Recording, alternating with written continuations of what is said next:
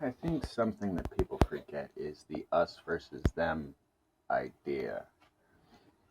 Uh, yeah, it is the birthplace of a lot of racism and xenophobia, but us versus them is supposed to be the regular people against those oppressing them. That was the birth of the idea of it way back in the day when tribal people decided to say that God made me king. And then they established their kingdoms all around the place. Us versus them. People on the street versus people in power. And weirdly enough, these days, they, the people in power, have convinced people on the street that they care. And it's not an entire lie.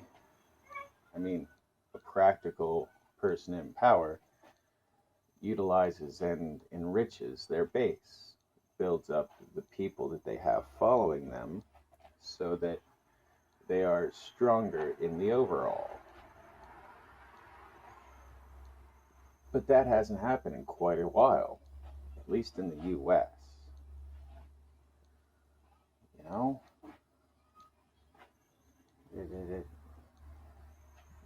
the politicians have not been enriching or utilizing people properly for some decades.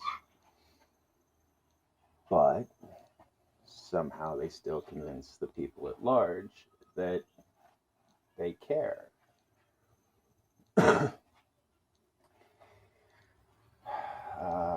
Perspective. You walk around your daily life on the street, and you have your social interactions, and you have your place for power at work, and you have your family dynamics, and all of the normal interpersonal um, interactions. Those are the same interactions everywhere.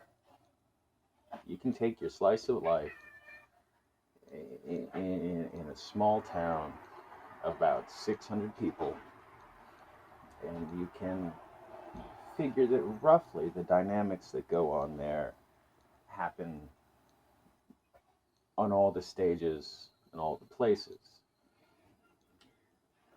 So that little village across the world has the same things going on. The flavors change with the cultures, but it's the same dynamics. And it also goes on at higher stages.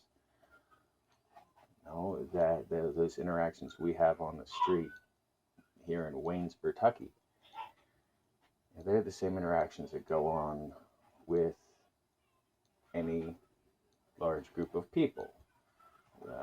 The traders on Wall Street, all crammed into the box, the politicians up there, the wealthy people, they all have the same interactions, just at different levels and different flavors.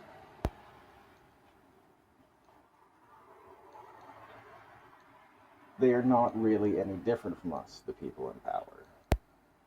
They are the same. Their circumstances are just different. And would you trust the two big uh, nominees in the presidential race in the U.S.? I don't think so. Not if you met them on the street. You shouldn't trust them up there. There's nothing special. There's nothing really different about it. They're like the same. And people will talk of levels of power and all of that. It doesn't really matter because the assholes getting power right now, the ones working for it, the ones holding it, they're the same as the assholes that you know down low that you can't stand. There's that one business owner, who treats his employees like shit, but pays them just well enough that they can't justify leaving. And your local politicians who low levels of graft and corruption, and who just want to exercise some of their own power. They want to impose their will on something because they've learned that position is what it's supposed to be. Would you vote for Hillary or Donald Trump for mayor of your town? Probably not. Probably not. But because they have money and known faces, we attribute them something above ourselves. And for some reason, people think they're worth voting for. People think they're worth paying attention to. But they're not. They're not.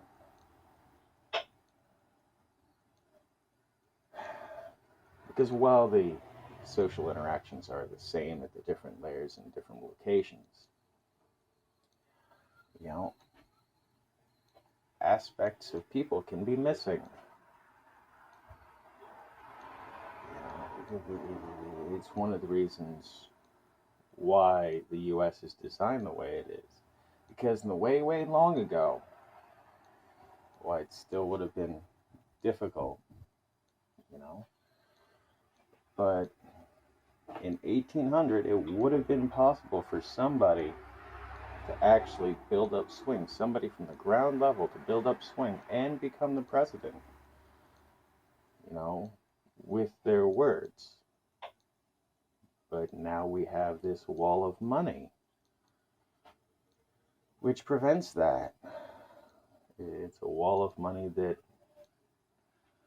compromises and pollutes the issues.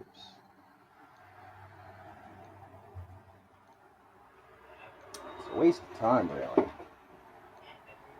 But hell.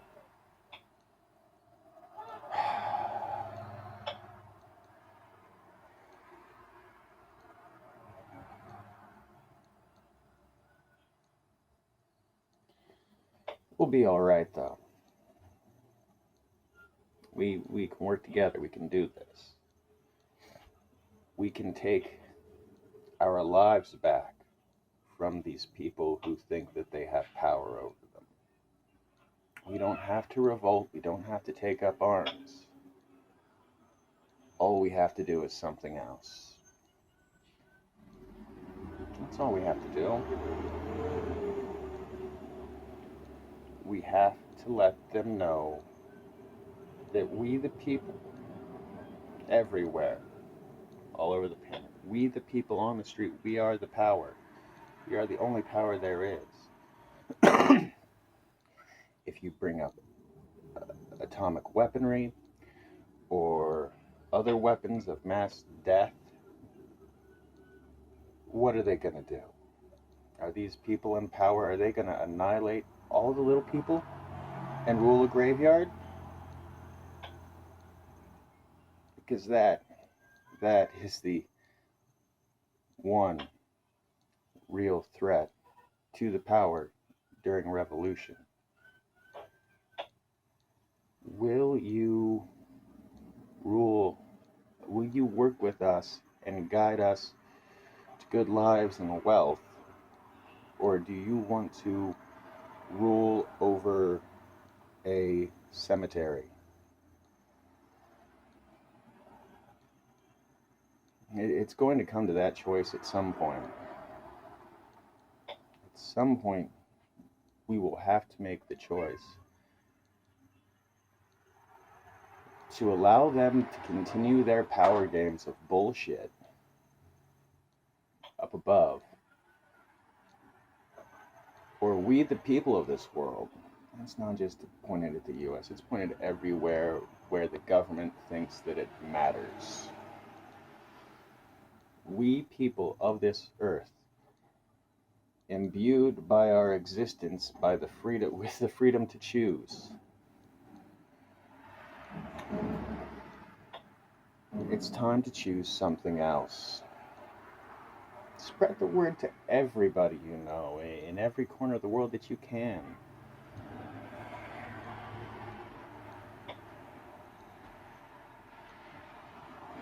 Because at least 90% of us, all that we want to do is go to work, do our thing, come home, eat some food, do some humping, play some games, have some fun, rinse, repeat.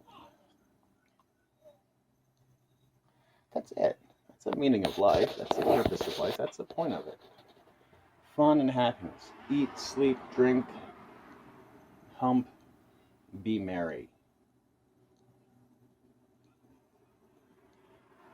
That is a lesson that all the previous teachers tried. They all tried very hard to get across, but the people that followed them took their words and turned their words into personal power. It's not about me. It's not really even about my words. They're my words. They're not your words. They're my words. This is my mind, my philosophy, my thought that I have come to on my own. I haven't just been spoon-fed from a book or talking heads.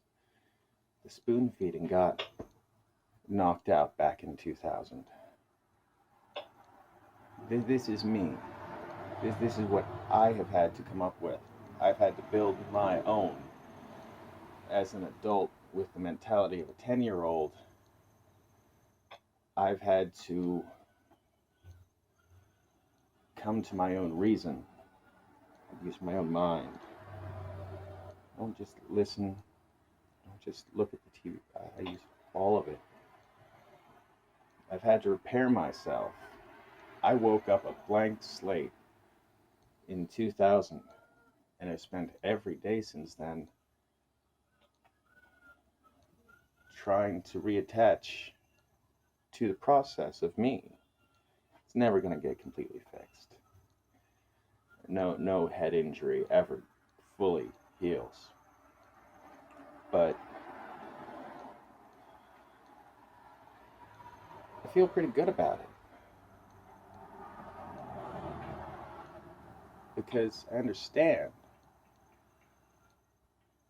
the messages that were lost or corrupted in holy books and by the politicians and by the pissy people. This isn't about me individually. It's not about you individually. But it is about all of us collectively and individually. Because we have, deserve, and need freedom. Without freedom, humanity decays. And with that decay comes goodness. I can't even come up with how badly it can happen when the decay starts, but I don't want to see that. We're better than that. We humans have a fantastic design, be it from God or evolution. We humans, we can maintain this planet and enrich ourselves, and we can just be better. That's the goal. Every generation, for the longest time, with some hiccups, has been better than the previous. Every step is a step forward or a step up, step whichever direction you want, that makes us better.